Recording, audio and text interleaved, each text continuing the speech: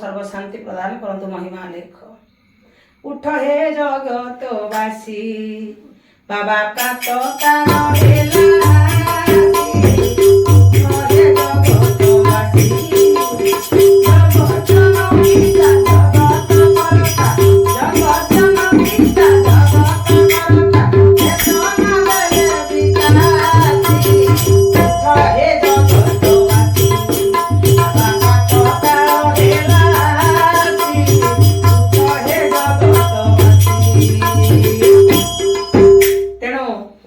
जगतवासी प्रात काल प्रात काल कौन बापा माँ मैंने उठा चेष्टा करूना ना समस्त घरे 7 8 मुझे कलुण देखु 7 8 6टा केवल जे 5टा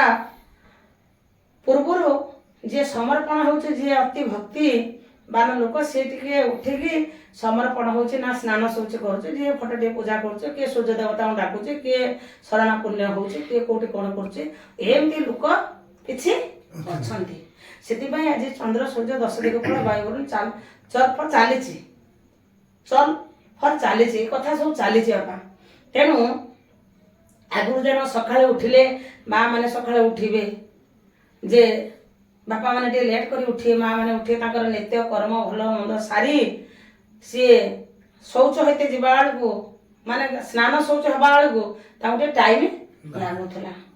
कहीं आगुरी मटी घर सब थी सब पक्का घर होगा पक्का घर पानी ढाल से मटी घर कि सुंदर जत्न करके नेसिकी निपिया पोछा करी